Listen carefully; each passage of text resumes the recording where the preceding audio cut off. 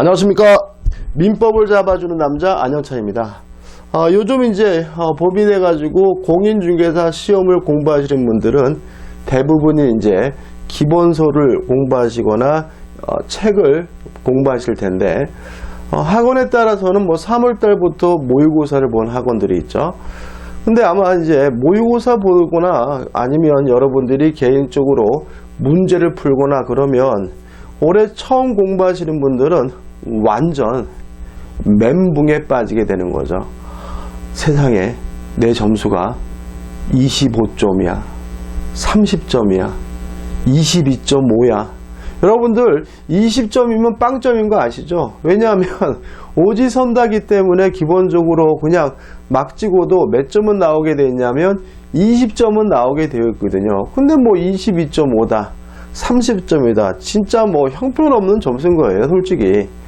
와, 나는 세상에 지금까지 살면서 이런 점수 못 받아봤어. 받아본 게 처음이야. 우리 애들한테 뭐라 그러지? 이런 분들 굉장히 많습니다. 그러면서 어떻게 해요?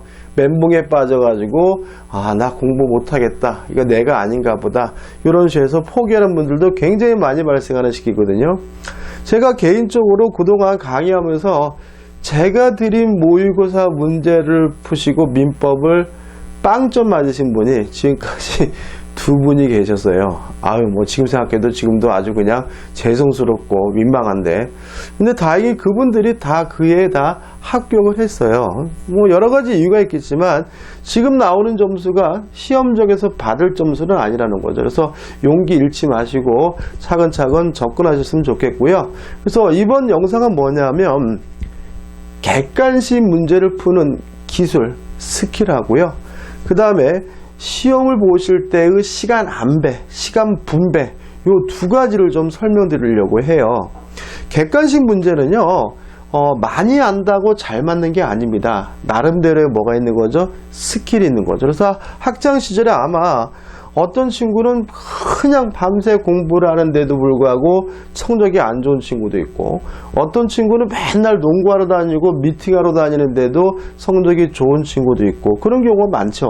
왜 그러냐면은 기본적으로 물론 뭐 1등, 2등, 전교 1, 2등은 공부해야 되는 거고, 기본적으로 어느 정도 수준까지는 스킬만으로도 점수를 뭐죠? 잘 볼 수가 있어요. 근데 우리 시험은 몇 점만 맞으면 되는 시험이죠? 평균 60점만 맞으면 되는 시험이기 때문에 굉장히 스킬이 뭐죠? 중요합니다. 자, 그래서 객관식 문제를 푸는 스킬을 말씀드릴게요. 자, 한번 생각을 해보죠. 자, 1번 해가지고 문제가 이렇게 쭉 나와요. 나오고 1번, 2번, 3번, 4번, 5번 이렇게 지문이 나오잖아요. 그럼 우리 수험생분들은 어떤 행동을 하냐면 문제를 읽는데 제대로 안 읽어요. 마음이 급해서. 그래서 아무튼 옳지 않은 것은 그래서 어떻게 해요? 읽는 거죠. 읽고 나서 1번은 맞는 것 같은데 라고 생각을 하시고요. 2번은 틀린 것 같은데 라고 생각을 하시고 3번을 봤더니 잘 모르겠어요. 그러면 심장이 뭐죠? 쿵쾅쿵 뛰는 거죠. 거기서 이제 어떤 일이 벌어지냐면 고민 모드로 돌입하게 되는 거죠. 고민해도 되나요? 안 되지. 그러면 어떻게 해요? 4번을 읽어봐요. 4번을 읽어봤는데 잘 모르겠어요. 아이씨, 큰일 났네. 이 젠장을. 또 고민 모드. 그리고 또 어떻게 해요? 5번 읽어봐요. 잘 모르겠어요. 그러면 어떻게, 아이씨, 틀렸네. 고민 모드. 그러면서 갑자기 어떤 행동을 하냐면, 이거 셋 중에 하나가 답인데, 아이씨 하면서 세 지문 가지고 막 고민하다가, 4번이 기네, 4번. 이렇게 찍는다고요. 여기서 문제가 뭐냐면, 이미 이 문제를 맞췄다는 거죠. 왜냐하면, 1번이 옳은 것 같았고, 2번이 만약에 틀린 것 같았다면, 틀린 것을 찾으라 그러면 뭐예요? 2번이 답인 거고, 옳은 것을 찾으라 했으면 뭐예요? 1번이 답인 거잖아요.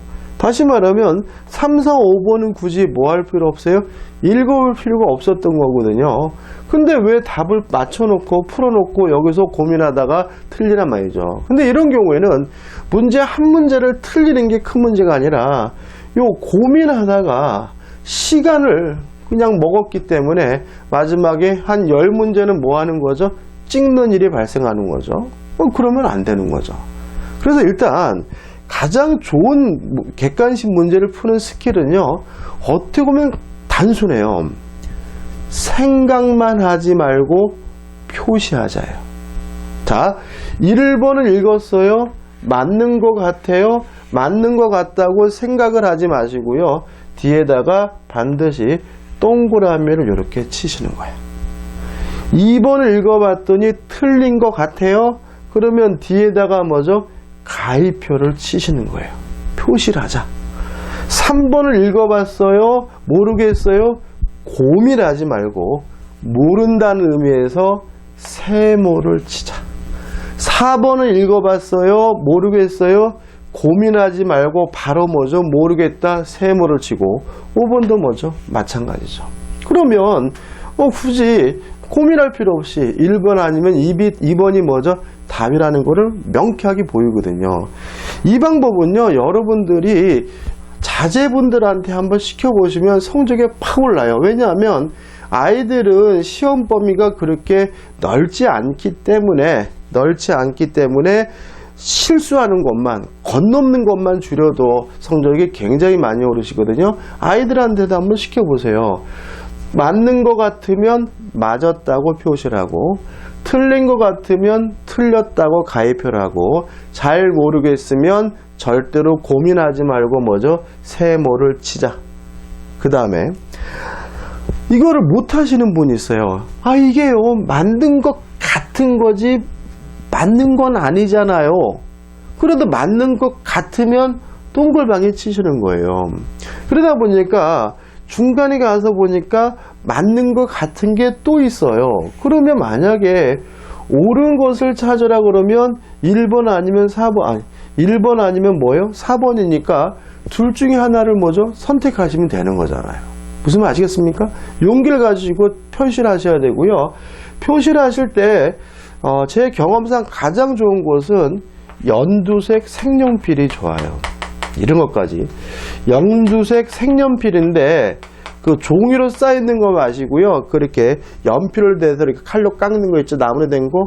그 연두색 색연필을 구입하셔가지고 문제를 푸시면서 뒤에다가 맞는 거 같으면 동그라미, 틀린 거 같으면 뭐죠? 가위표, 모르겠으면 세모. 이렇게 표시하시면 이게 눈에도 잘 띄고요. 밑에 있는 글씨도 가리지 않기 때문에 이게 가장 제가 해보니까 가장 좋더라고요.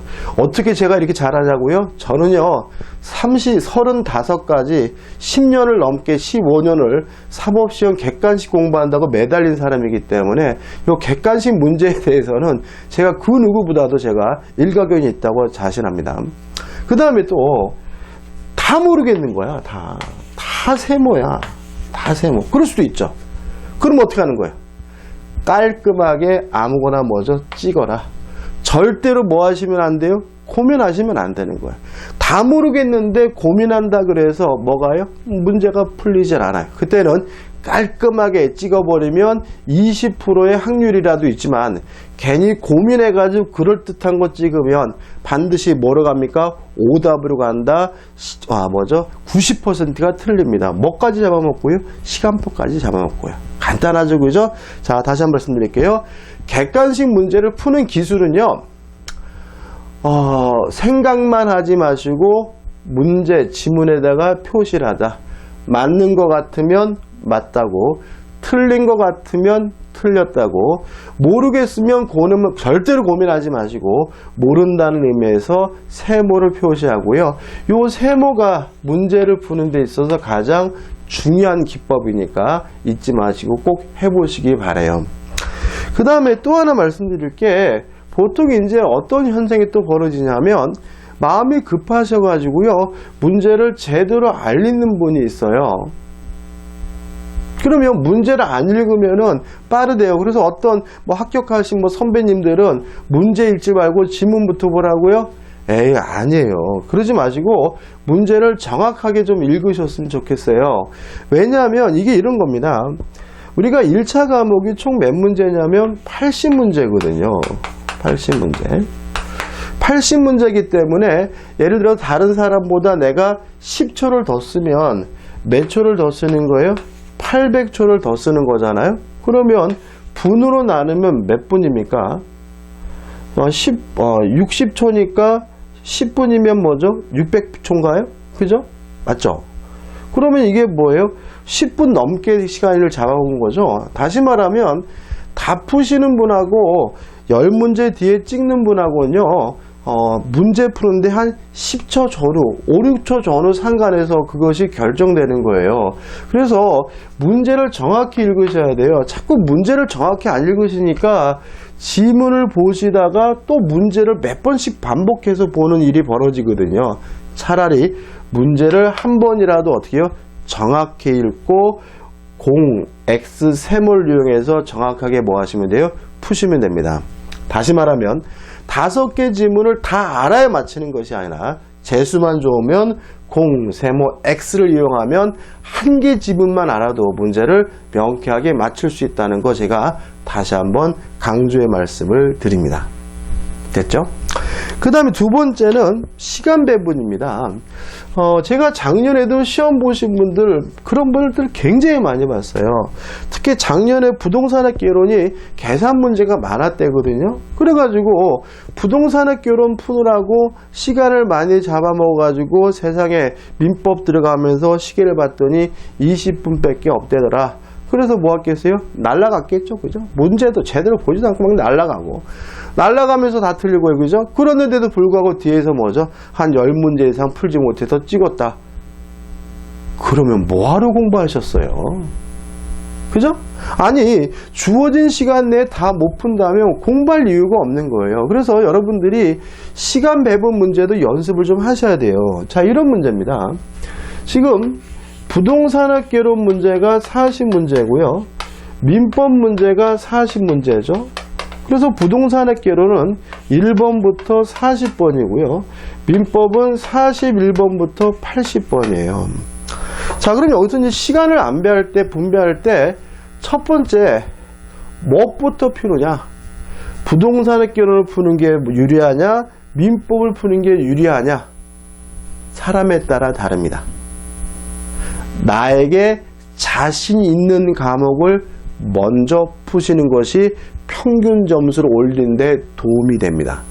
무슨 말이냐면 시간이 똑같지를 않아요. 예를 들어 가지고 10분이 남았어요. 그러면 계산상 10문제 가까이 풀어야 되잖아요.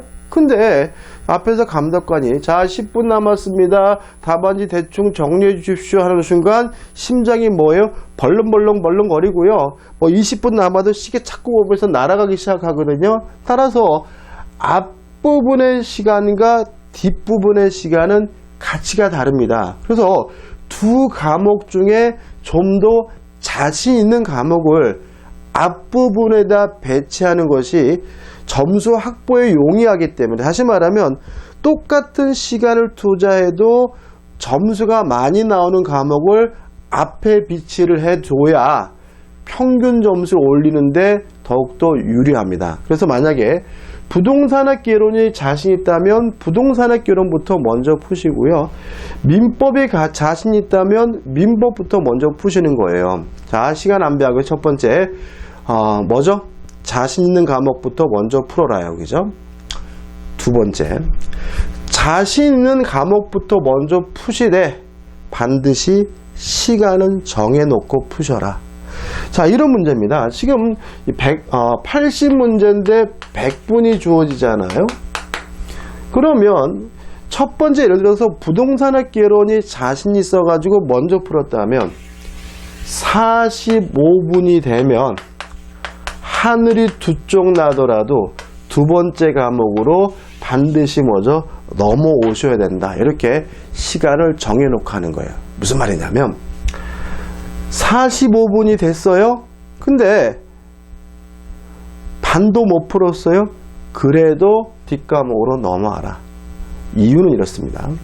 자, 이 공인중개사 시험은요, 절대평가 시험이기 때문에 출제자 측에서 난이도 조절을 합니다. 그래서 작년에 합격하신 분들을 비밀리에 초빙에다가요, 모의고사를 봐가지고 난이도 조절하거든요. 그래서 어떤 일이 있냐면 첫 번째 과목이 어려우면 두 번째 과목은 반드시 쉬워요. 첫 번째 과목이 쉬우면 두 번째 과목은 어려워요.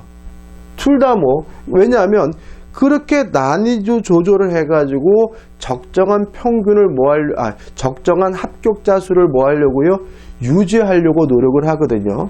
그래서 만약에 45분이 됐는데도 반 정도밖에 못 풀었다면 그 애는 첫 번째 과목이 대단히 어려운 해인 거예요. 따라서 45분이 됐을 때 두 번째 과목으로 넘어가면 역전할 수 있는 기회가 생기는데 어떤 행동을 하냐면 요 첫 번째 과목 어렵다고 70분을 풀어요. 그러고 나서 어떻게 해요? 제대로 풀었겠습니까? 막 끙끙끙 거리면서 큰일 났다 이러면서 시계를 딱 봤더니 몇 분밖에 안 남았어요? 30분밖에 안 나오면 두 번째 과목은 초장부터 하기 시작해요? 날아가기 시작하는 거거든요. 그냥 막 읽고 막 그냥 찍고 이래가지고는 실력 발휘가 안 되는 거예요. 무슨 말 아시겠죠? 그래서 시간 안배는 자신 있는 과목부터 먼저 푸시되 45분이 되면 반드시 두 번째 과목으로 간다라고 꼭 생각해 두시고요. 그리고 나서 어떻게 해요? 모의고사나 아니면 여러분들 문제집을 가지고 개인적으로 자꾸 하셔야 돼요? 연습을 좀 하셔야 됩니다. 자, 오늘 여기까지인데 정리해볼까요? 자, 객관식 문제를 푸실 때는 첫째, 생각만 하지 마시고 머릿속에 생각, 옳으면 옳다고 동글뱅이, 틀렸으면 틀렸다고 가위표, 모르겠으면 모르겠다고 세모표를 지문 뒤에다 꼭 표시하면서 풀자. 그것이 시간도 절약되고 오류를 줄일 수 있고 점수를 높이는 데 굉장히 도움이 되고요. 두 번째, 시간 안배를 할 때는 두 과목 중에 자신 있는 과목을 먼저 푸시되 자신 있는 과목, 첫 번째 과목은 반드시 몇 분이 되면요? 45분이 되면 두 번째 과목으로 넘어가줘야 된다. 50분이 아니라 45분인 이유는 뭐예요? 마킹할 수 있는 시간도 미리 확보해 두셔야 두 번째 과목도 안정적으로 풀 수 있기 때문에 그렇습니다. 여기까지입니다. 고맙습니다.